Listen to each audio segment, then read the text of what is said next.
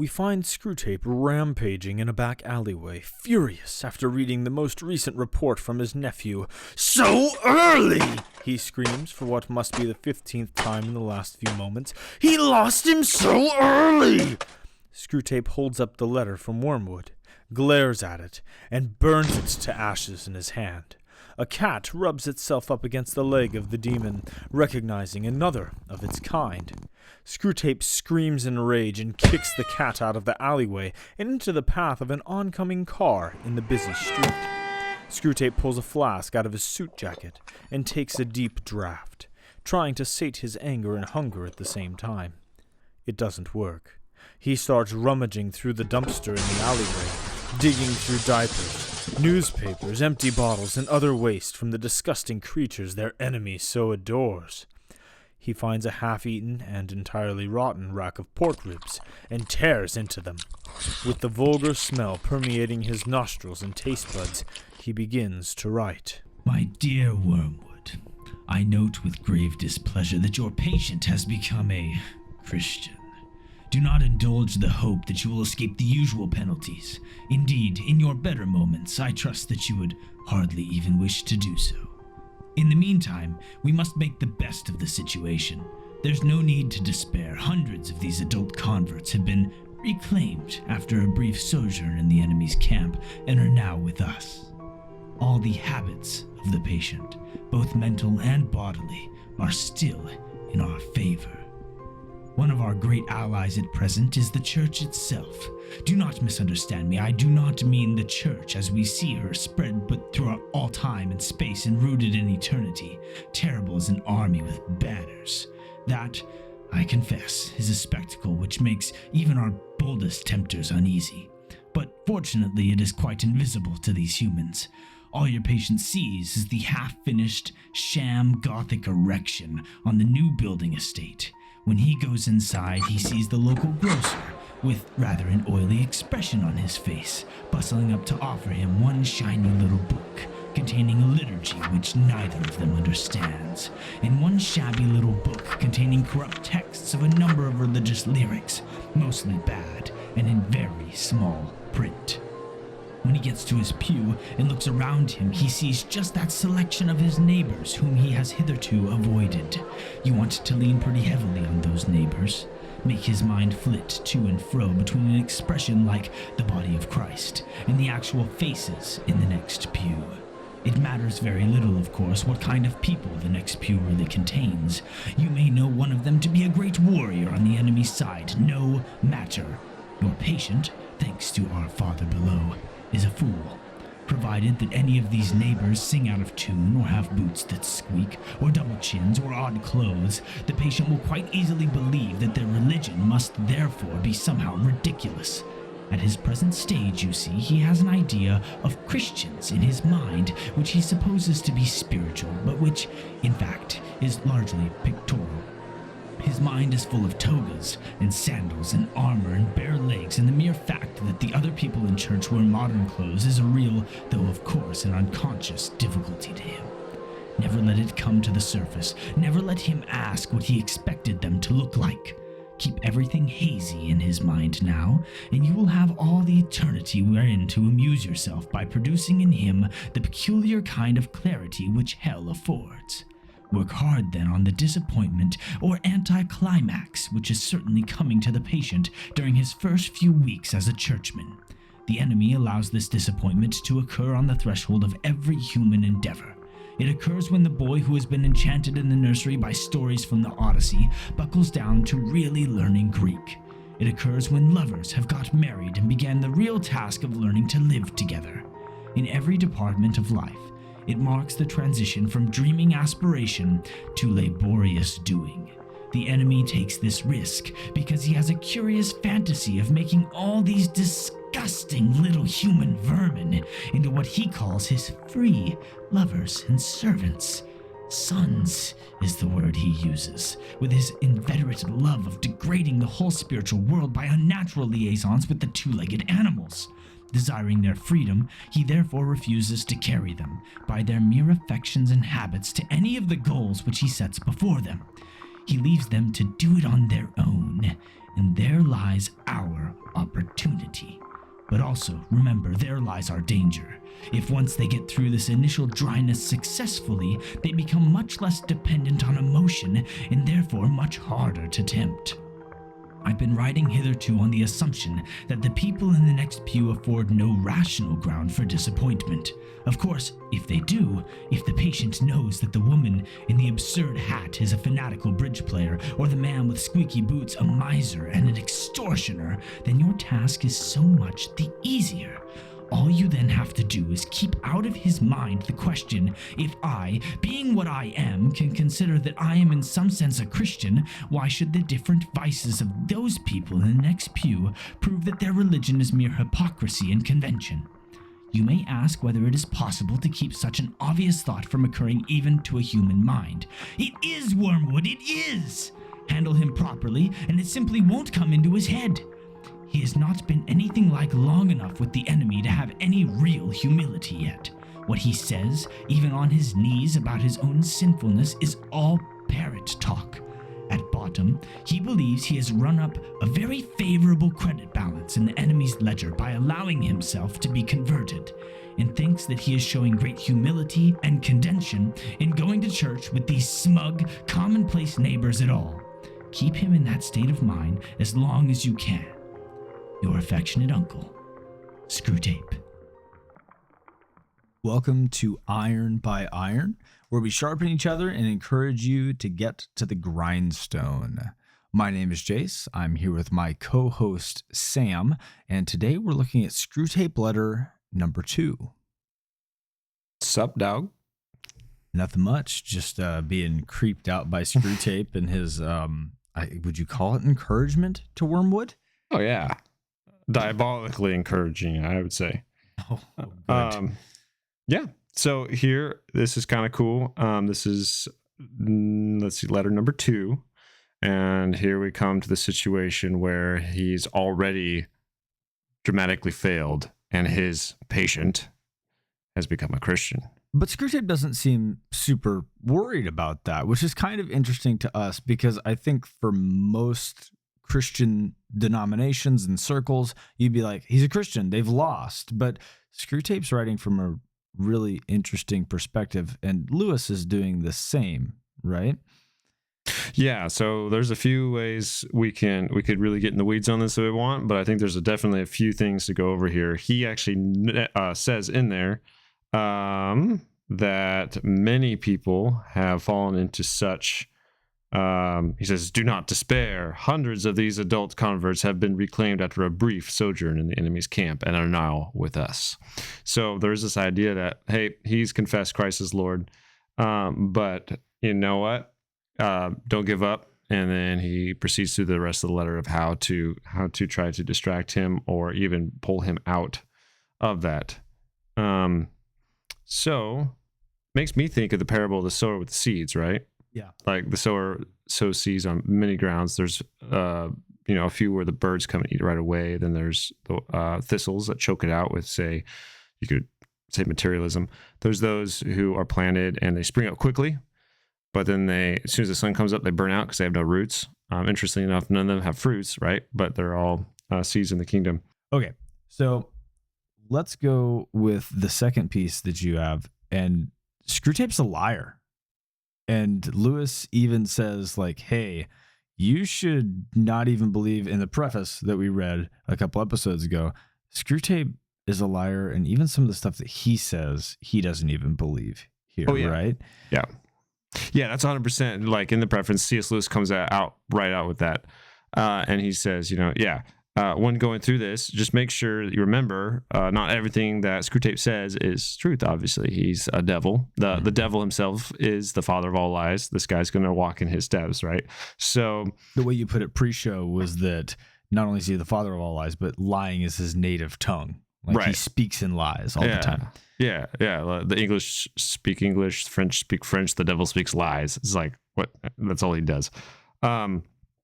So here, Screwtape, being a liar, comes to this scenario, and he's like, "Hey, don't lose heart. We can still get him."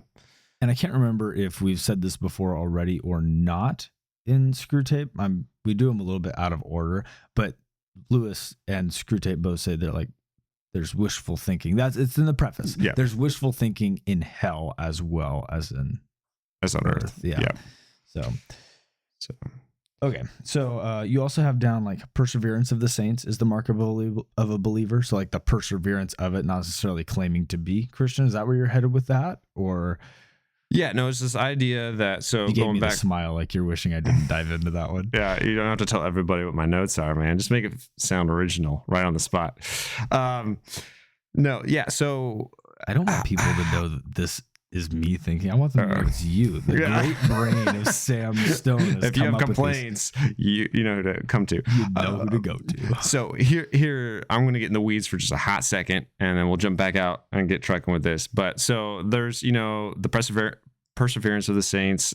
I guess you can really split down in two camps here. You got the free willies and you got the Calvinists, all right? Like in the sense of predestined to heaven or hell, and the others have that idea that God has set before you a choice, and he's also given you the ability to make that choice, right? Free will in that decision. And so in the free will camp, a lot of people are like, well, you can choose to become a follower of Christ, and then you can also choose to leave. And that's, you could, what often has been said, lose your salvation. And then the camp says, well, no, once saved by God's grace, like you're his adopted son, right? And nothing can take you from him. Lots of debates on both sides of that. But the one thing that does come down, if there is somebody who seems to have been saved, outwardly he's living according to the scripture, there's fruit in the sense of good works and such things. But then perhaps he just goes AWOL, just leaves the faith. Maybe he dies in that state, right? The one camp that says that, there's this free will, says, he chose to follow God, and then he chose to leave. He chose to turn his back, and he lost his salvation, right? Well, the other camp would just be said, well, it looked like he was saved, but in the end, you can tell because he didn't persevere to the end that he truly wasn't saved to begin with, right? So those are kind of the two perspectives on both sides. Mainly, I just circle back to the fact that, Wormwood's Screwtape's a liar, and you could say either he's lying in his own fantasy that this guy's still ripe for the picking, because like even later we'll get into Screwtape where he's like, there's something else going on. Like God says he just loves these animals, these two-legged creatures, just because he loves them. He's like, no, God's got an angle. We don't know what it is yet. We've spent thousands of years trying to figure it out, but there's something there. So like sooner or later we'll have a breakthrough. Right. And so sometimes I chuckle to myself and think, I wonder if he's actually just operating under the same premise here. Like we'll get back. It's also worth noting that Lewis is writing from the perspective of that free will. Like you can lose salvation. So the stakes are really, really high when he's writing these letters as if Screwtape is, right? Yep. So those are kind of the two different views in a really small nutshell. And we'll move on here into this letter. One of the first things that Screwtape mentions is that they have this man that has joined the enemy's camp, right? But he says all the habits of the patient, both mental and bodily, are still in our favor. Interesting perspective. There's always the stories of like people getting radically saved or something like that, and all of their addictions just disappear overnight, right? And God bless those situations for sure. But even in those situations, I find oftentimes, and this was so true for me, there were certain things in my life that did actually disappear overnight when I got saved, when my relationship with God became real and sincere. And he rescued me, right? But there's like matters of the heart that definitely took like years of repenting, coming back to God, letting him soften or even crush my heart of stone and form it in his perspective. And there was a lot of built up habits, even like really. A lot of yours were like family relationship stuff from what we've talked about, right? Yeah, totally. And a lot of those habits weren't even, it sounds super unspiritual, right? But it was just like, I don't know, just little ways of thinking or even acting around certain people that took a long time to even realize were there. And then God slowly just like tearing that down, rebuild it in his. But here, Screwtape talks. By the way, isn't it amazing how once you're aware of something, like once you become aware, I'm doing this, and this isn't what God's calling me to, how effectively you can start taking it down, which I think is the really cool part about the Screwtape letters, is they give you like a way to reflect and go, oh crud, is this me? Is this me? Is this something that I'm wrestling with? Every time I read these things, I go like, oh, junk, that's me. I need to think about that. I need to pray about that. And I need to like let God pry on that a little bit more so the wall can come down. Right. No, 100%. Yeah. So here, Professor Jayce, when he speaks, all the habits of the patient, both mentally and bodily, are still in our favor. What do you see that Screwtape is getting to there? And what do you think about that idea of sanctification being a lifelong process? Yeah, while you said, and you experienced it a little bit personally, of like some stuff just goes away right away when you become a Christian. You got these radical conversion stories. They're like, man, I was a drug addict and I gave my life to Jesus, and all of a sudden I don't have like desire for that anymore. In fact, it like makes me sick, physically sick to even think about it and stuff. Like those are really, really cool. That's awesome. We should really just acknowledge the fact that's not your normal conversion story. Yeah. Like there are a lot of people that convert to Christianity and they say, at least at one point in their life, Jesus, I love you. I want you to be Lord of my life. And then they struggle, and they struggle hard. Yep. Right. Like in my personal life, struggle with pornography for a really, really long time. Right. It didn't go away because I was a follower of Jesus. It is something that is like wrestled with continually and has to be continually subdued and subjected and given back to God repeatedly, and say, God, like this isn't your design for how things are supposed to work. So let me just reiterate the fact that I want to live like you. And that's the idea of, walking with him, right? You don't just go, oh, I'm perfect now, I'm ready to go to heaven. It's like, okay, I'm going to walk with God. I'm going to walk with him all of my life. He's going to take me places that I never would have imagined at the start of it. He's going to bring me to the highest highs that you could ever imagine and beyond that. And he's going to be walking with me through the lowest lows that I could ever imagine and beyond that. And he's still going to be with me, and he's going to be working on me, and he's going to be growing me. Yeah. Yeah, no, it makes me actually think of Pilgrim's Progress, right? Mm-hmm. So this guy, evangelist, points him in the right direction. He's still loaded down with his sin and weight, right? The burden. Yeah, the allegory is an actual like rock strapped to his back, right? And once he gets to the cross, it breaks free, rolls away. And no longer is it this weight of sin and guilt on his back that's been taken away by Christ, his sacrifice and blood on the cross. But then that happens like fairly early on in the book. I want to say within the first quarter. Then you got like 3/4 of the book with him going through some amazing times. He goes to some places where he is taught the word by people. It's been a while since I've actually read this book. Poor choices and good choices, right? Just because he's a follower of Jesus doesn't mean that he makes the right choice all the time. Right. But yeah, the rest of the book, he's being sanctified. Like it's up, it's down. He's learning, he's growing, he's changing. He's got habits and thought processes even from previous that are still with him. And he has to, by God's grace, deal with head on, or even be illumined to him that he has this what's the word? This knack, like this tendency, right? That is anti Christ. Yeah, the sin nature. Yep.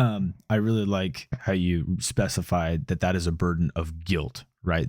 He's been made aware that he's got something in his life that is not as it should be, and he's got this burden on his back, and he hits the cross, and all of a sudden the guilt of that is gone, but he's still wrestling with the almost consequences of having that in his life, or just being a part of his nature in general, right? It's almost like we're always trying to put the burden back on, and Jesus has to continually remove it all the time. Sometimes, 100%. Yeah. So there's habits in our life pre-Christ that will tend to stick around, and Screwtape is all about finding those and leveraging them for all they're worth. Yeah. And I'd also like to say, like, the habits that we have in our life pre-Christ, just because we're Christians, doesn't excuse us from the consequences of that in this life, right? It excuses us from the eternal consequence of damnation because of it. But you still might reap consequences for poor choices. Let's say you get, let's say we'll stick with the drug addict one, and say you get a disease from using intravenous drugs, and all of a sudden it's like, I'm a Christian now. That's great. That's awesome. Your life's changed. Congratulations. But you don't have the physical repercussion of that just disappears as well. Yeah, and I don't want to belittle that at all in what I'm going to say, but it is a really cool I guess allegory is what I'll choose to say of what's actually happening internally too, right? Mm-hmm. So this is just like a very physical thing, like the guy who has AIDS or the guy who has a disease from using drugs and needles or whatever else.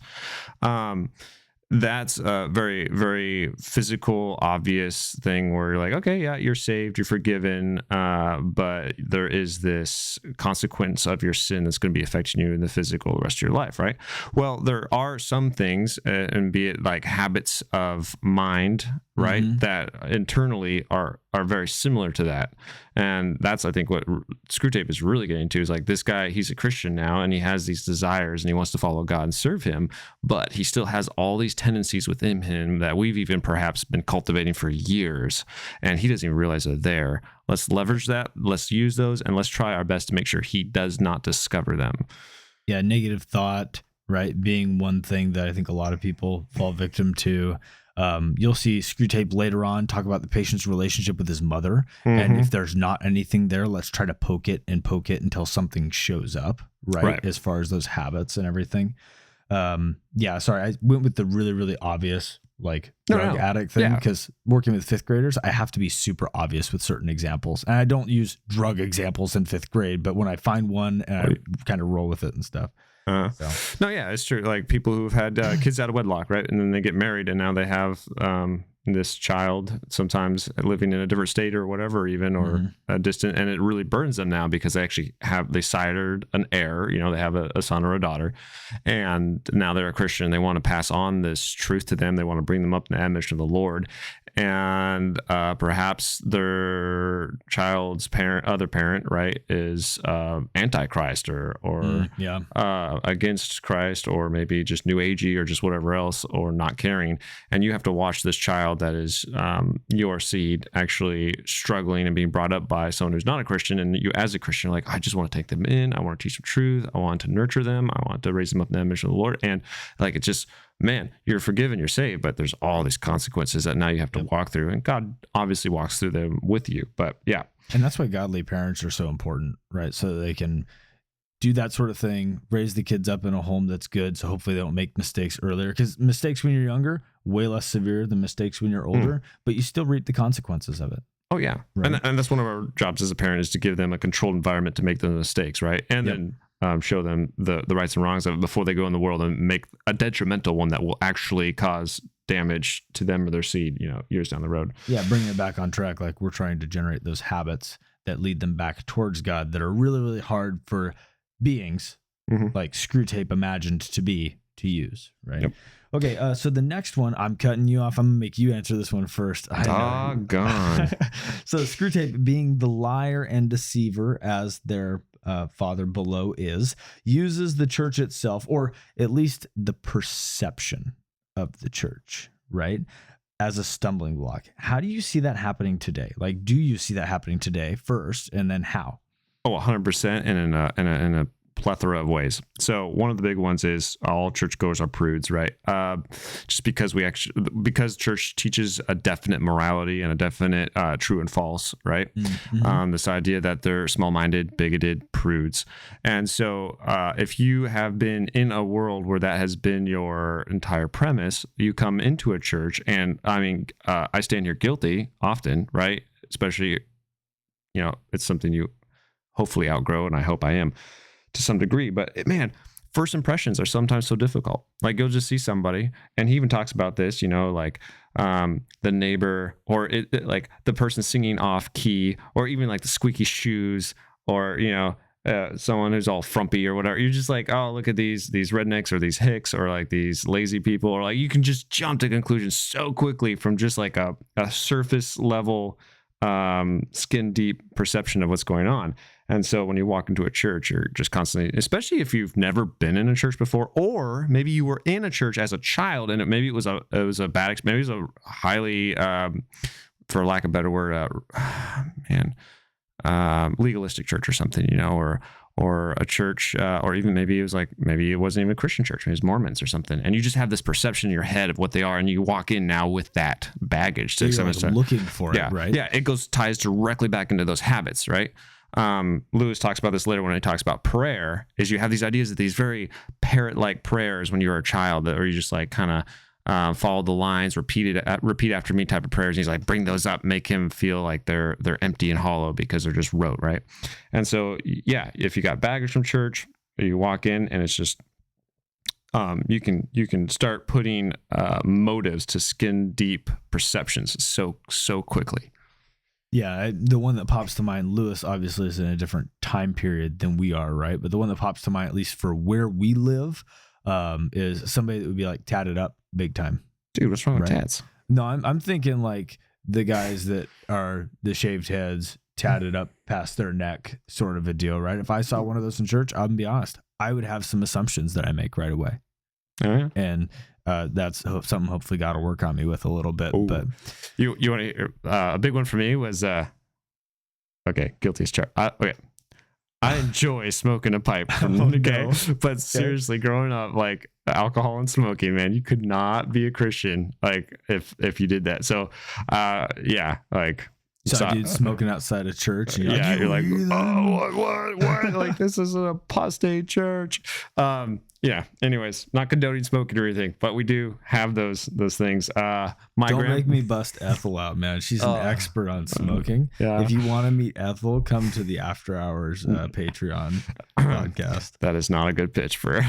Oh, it's a good pitch. Trust me. Another one, like, and these are just silly examples because one thing you love about silly examples is it shows just the childness of it, right? Mm-hmm. My wife's, I guess it would have been her grandparents, even her mom's family, cards of the devil, right? Couldn't play like credit cards? No, like cards? playing cards. Like you want to play some cribbage or something. Cards were bad because it was used for gambling, and Christians did not use cards.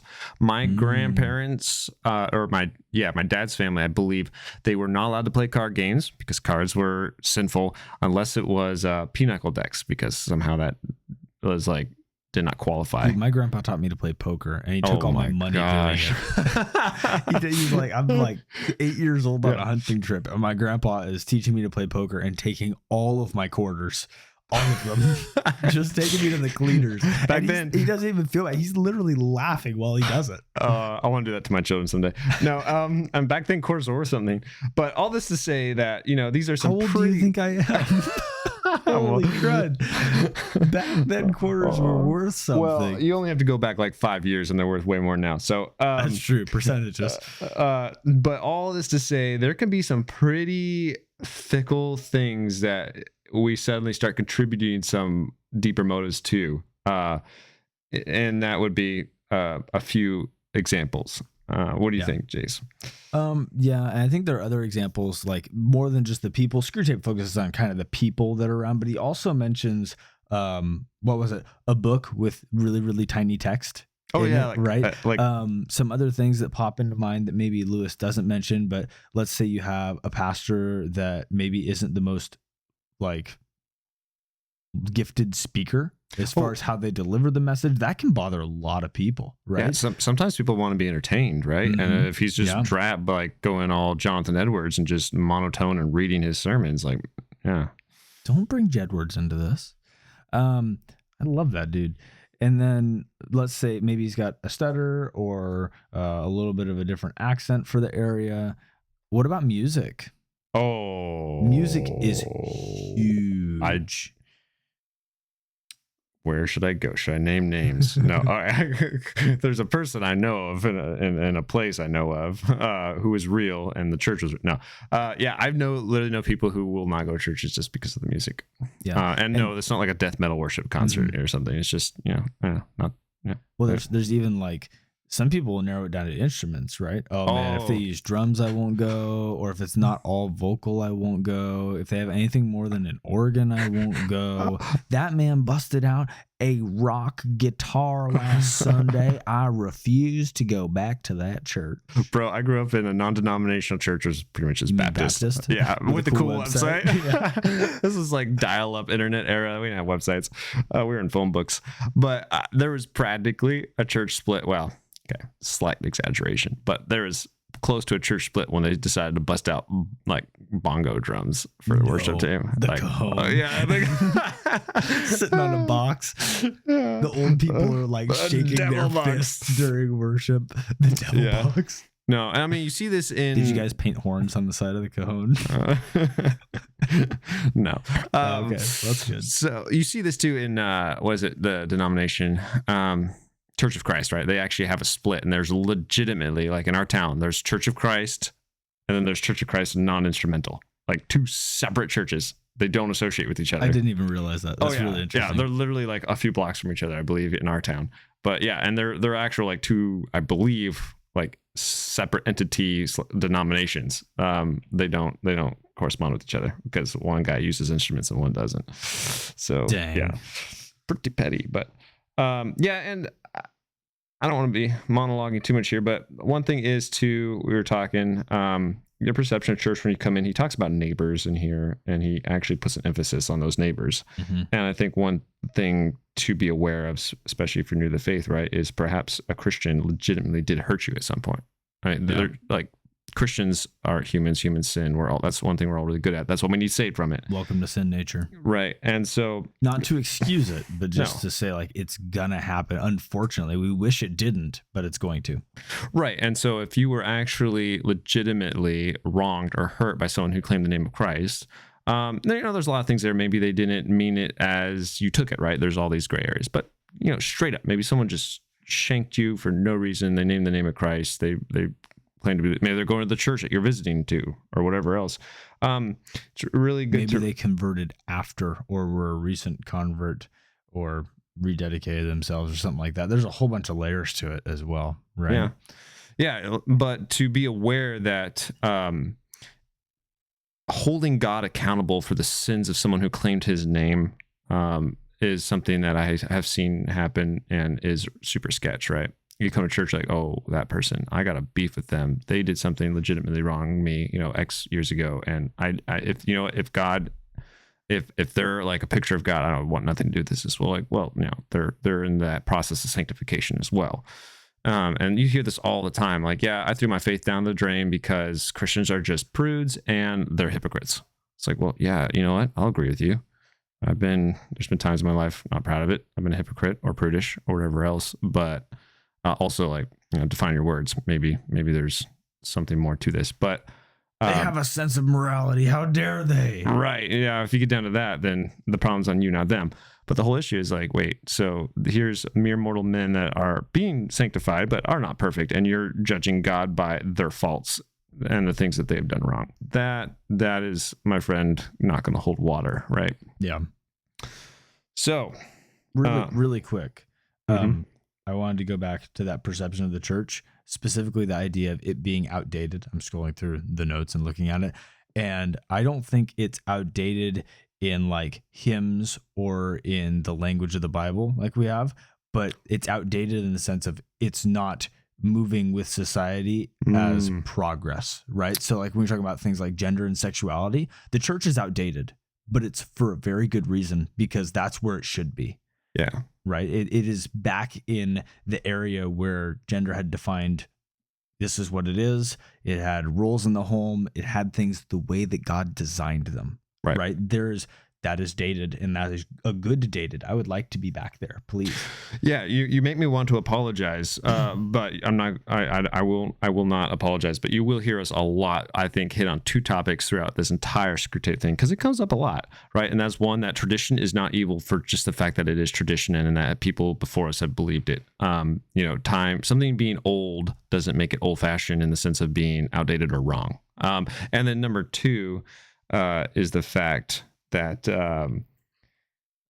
morality is the same, like it doesn't fluctuate from even no matter what culture says about it.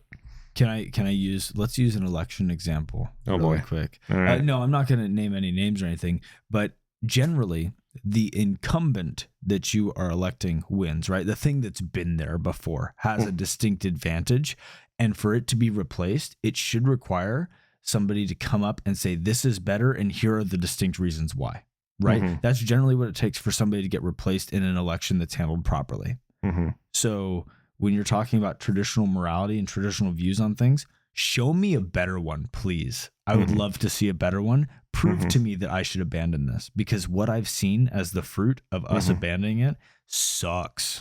Yeah. I was talking to someone today on subject very close to this, and this idea that, we should change our perspective when the statistics come out and show us to be wrong. Like, I for the most part, I agree, right, with this concept, but there is one problem with that is you have to get statistics. So to get statistics, let's just use transgenderism among the youth as an example, right? The only way to get statistics is to actually let a bunch of youths just mutilate themselves. And then, 20 years down the road, maybe 40 or so, we'll see how they're doing, right? And then we can get statistics if that was a good or bad thing. By that time, we've already wiped out generations and completely irreversibly messed up, people. So there are things where, like, you know what?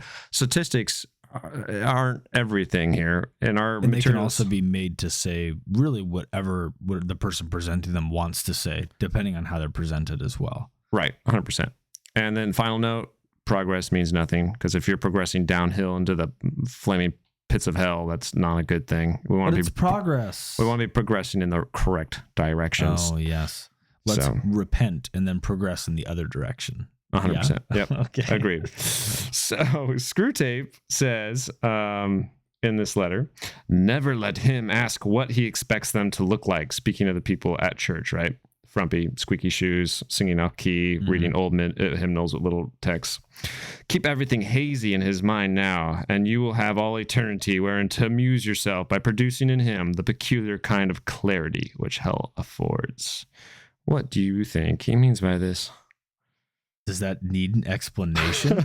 I mean, that's pretty... I think the first thing that sticks out to me, because obviously, like, he wants to get him in hell because hell is a place of pain and suffering, and pain and suffering generally brings clarity in a lot of situations. But the thing that really sticks out to me that I feel like is interesting is never let him ask what he expected them to look like. Right. Yeah. Because when you acknowledge your expectations for things, a lot of times you realize they're very unrealistic, right? If I go out on a date with my wife and I'm like expecting this great grand experience that I've planned for her, if I sat and I thought for a moment, it's probably not going to be that great or grand, right? We're spending like $30 to go to the movie or something, and yes, I have no idea. It's nothing crazy. But you're there, and that's all that matters. I mean, that does make it spectacular, but that just makes my expectations go higher. Okay, they're through the roof at that point. No, yeah, I think you're right. I perceive you to be correct here. We have this nasty little habit. Mark the date down. The time, the date, mark it down. You perceived me to be correct. I'm going to get a plaque. I have one eye shut right now, so my perception, the depth may be off. But I don't have a lot of depth to be. Yeah, we as humans have this nasty little habit of projecting our perfect scenario in our minds onto other people and not realizing how much short we come to ourselves, right? In fact, I won't ruin it because Lewis hits this in the following letter. I believe it's actually the next one.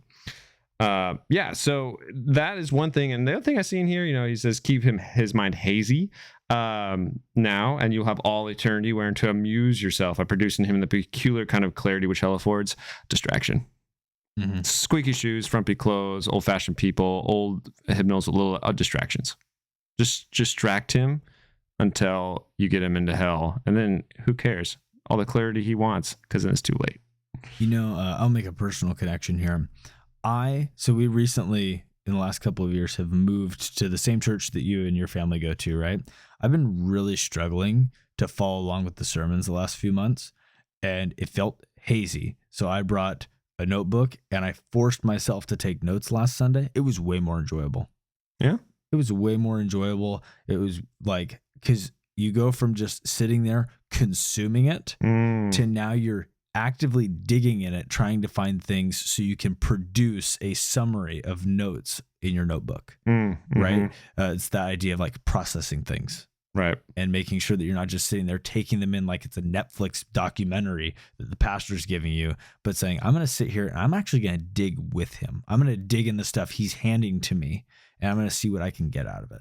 100%. Yeah. Agree with you. Our pastor has always it's one thing he really harps on is notepad and pen at church and such things. And I find super helpful in my life, because sometimes he'll even spark something that will be not really on topic for that sermon. Maybe he'll just mention something, right? And then that just hits something home, and I'll be off on a tangent. Like isms? Yeah. That might be coming up in the future? Oh, sorry. Was I not supposed to say that? Well, see, the whole Screwtape Letters actually, I believe, was born out of a boring sermon, right? He's sitting in church. He's like, this sermon's really boring. He's like, hey, maybe I'll write a book about two demons that are talking to each other about how to tempt somebody. And then this comes out of it, right? I've had a moment like that. I don't think it's the in amount of Screwtape. stuff we've texted each other back and forth during. Oh, sorry. Written down in our notebooks and handed them back and forth, totally not digitally. Is actually like, it's astonishing how many ideas or topics or things that we come up with, or even talking points for not recording, but just having conversations outside of this that are like, that came out of a sermon. Yep. 100%. Right? Yep. So you don't want to be hazy. You want to be able to be clear and focused. And sometimes you have to force it. So if our pastor's listening right now, when we have our phones out, we're not on the grams. We're texting each other biblical content. We actually, I don't remember the last time I was in church and I pulled my phone up for something other than like texting or opening up a Bible app, which I brought a physical Bible last Sunday because I was like, I don't even want to deal with it. Yeah. Okay. So distractions, like, we should be aware of just how deadly they really are, and how much of it, like, the whole first Screwtape Letter is literally just about how to distract with the based appetites. Like, super, super dangerous. Back to the museum, right? And the food, and then getting him outside into real life. Exactly. Okay, so a lot of this argument stems from Screwtape telling Wormwood to make emotional appeals that he is giving in this letter. How does this happen? And is Screwtape truthful when he states, but also remember, there lies our danger. If once they get through this initial dryness successfully, they become much less dependent on emotion and therefore much harder to tempt. Yeah. You know what? I think he's correct. I stand before you to submit to you that this is not one of his lies. Once you have, so emotion, not a bad thing. I'm a fan of emotion. Emotion is great. I'm just now realizing he doesn't lie about the things that are dangerous to them. He only lies about the stuff that affects the patient. The vast majority of the Screwtape Letters. Anytime he says this is dangerous for us, you should take note of it. Because as in, like, this is dangerous for us as the tempter. Yeah. It's always true. I'm going to have to go through this now and fact check that, but I think you're right. I think you're onto something there.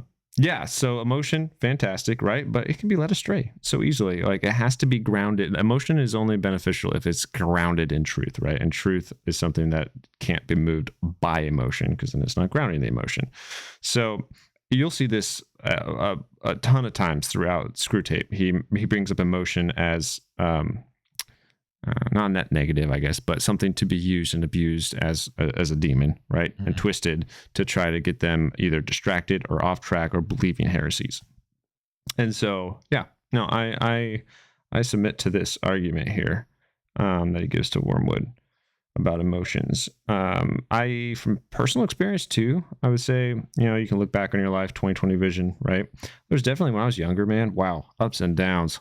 Holy Hannah.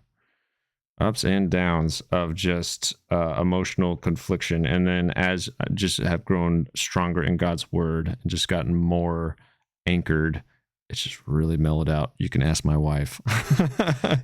It's really interesting though, because like hormones are a heck of a drug, right? You're on, when you're a teenager and you're like a preteen and stuff in that area of life, there's definitely like some opportunities there. And I think that almost connects on that idea of like, God never just like takes things from us and says, yes, you are going to succeed. He always gives us this opportunity to be like, yeah, you've got to choose it. You've got to fight through it a little bit. You've got to grow character wise. And it's almost like the teenage years are like the crucible that works you into being a man as you move towards that adulthood, right? For guys. But I don't know what you're talking about. I was a perfect image of just pure logic as a teenager. I thought I heard a rumor that if you were your mother's first, you would have also been your mother's last child. Who told you that? I think I saw it on Facebook. Oh no! Yeah, it's out there publicly. It's out on MySpace, maybe. I don't. What is that? I think somebody made a vine. You are about old, it. dude. You are old, my friend. You're older than me. What does that make you? You're coming up on the 30, right? Yeah. We're not talking about this right now. More years, man. Yeah. All right. I think we should close it up. So, Okay. the closing charge for today is be humble. Remember, you too are like the people in the pews next to you, in daily need of God's grace. Fight the fight. Stand up for truth. Be selfless, not by thinking less of yourself, but thinking of yourself less. We'll see you guys next time. Cheerio.